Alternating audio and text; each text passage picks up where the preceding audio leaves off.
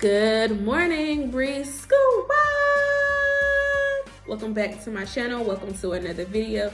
If you are new here, my name is Brii. Thank you so much for clicking on this video. It means the world to me.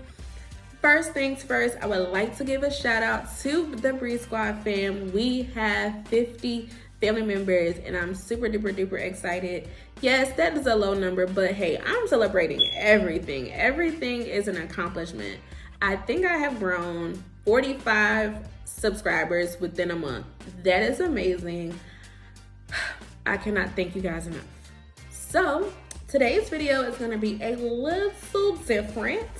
You guys are gonna be hearing from the Coach Brii and me. So, news for anyone who has not subscribed to me on Facebook or Instagram. I am a JV high school cheerleading coach. I've been coaching for 4 years, going on 5 in August, and I'm super duper excited to show you guys that part of my life coming up here in August. So first things first, I kind of wanted to talk to the kids who are interested in trying out for cheer this upcoming August. If you are a incoming freshman or if you are already in high school and your cheer team did something amazing last year and you're like, I have to be a part of that. I want to just give you guys a few tips on what you need to know, need to remember, and things you need to do. So let's go ahead and jump into the video.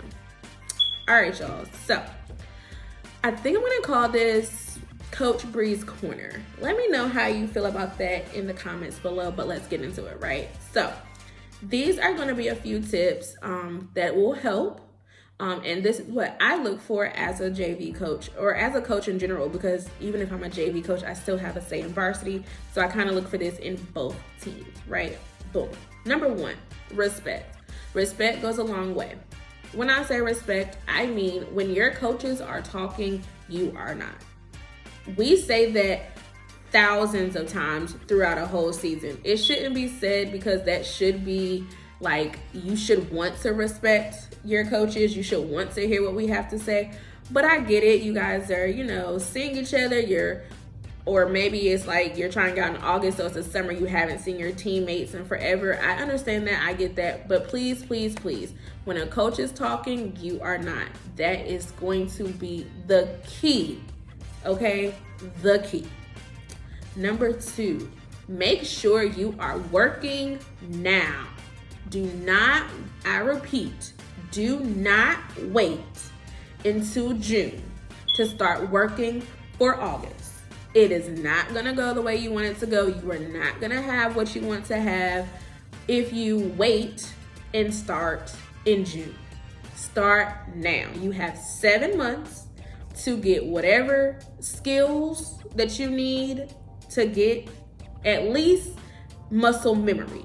Now, granted, yes, when you are in the season, things are going to be progressing for you as well, because I'm pretty sure your coach is going to create things that will help you work, right? But it all starts with working in the off season, so you are not rushing and being unsafe when it comes down to June and you're trying to get ready for August. Please, again, do not wait for improvement. Make sure you start working now, so that way when you get to August, you will at least have muscle memory of what you're supposed to do, and you already know the safeness that you need to do things in. That is very important. Number three, do not be comfortable in your current position.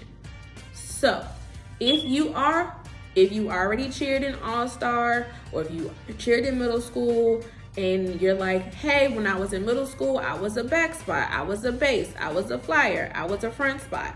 In All-Star, I was a base, I was a flyer, I was a back spot, I was a front spot, whatever. Do not get comfortable. Your high school coach is going to do what they feel is necessary and what they need in stunting position. Do not tell your coach that you will not do something. That is the worst thing you can do besides not listening to them when they're talking. Because as a coach, we are looking for people who are flexible, who are willing to learn different positions.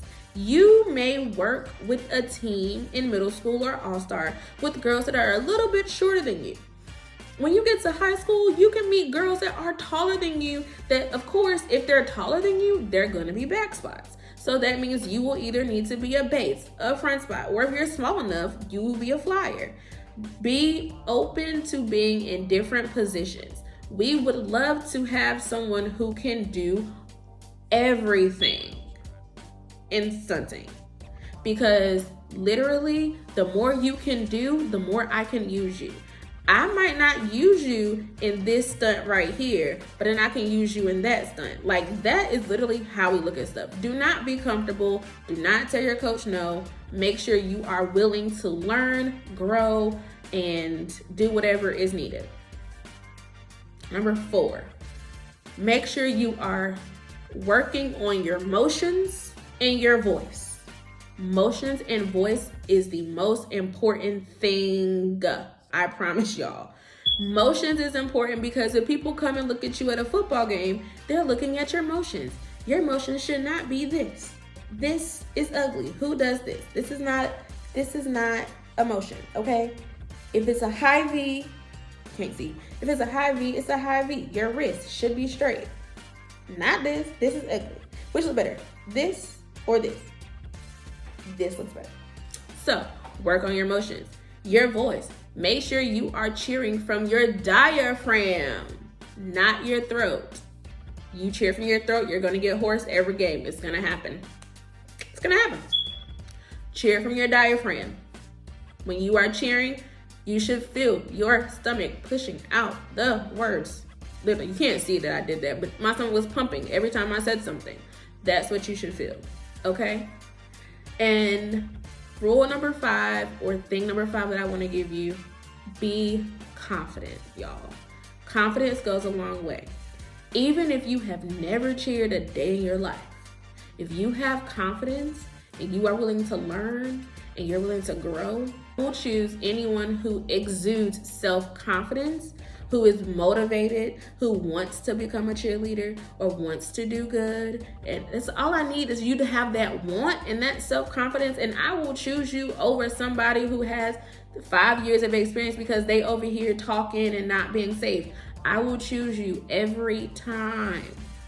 So make sure you are going in with all of the confidence, y'all. Confidence, confidence, confidence. So this is going to be the end of this video. I gave you guys 5 tips to what you need to work on to get ready for high school cheer. If you're an incoming freshman or if you're already a high school student who wants to now do cheer, I've given you 5 things to think about, to work on. So I hope and wish you a great season for the 2023-2024 school year. Let me know down below if these tips help, how you feel about these tips. If you would like for me to go more into depth, I can do like motion drill videos, things like that. Let me know if that's something you're interested in. If you have not already joined the Brii Squad family, come on over and join. Make sure you subscribe to this channel, like, comment, turn on that post notification bell, and share this video with anyone who you think might enjoy it. Again, my name is Brii. I will catch you in the next video. Bye.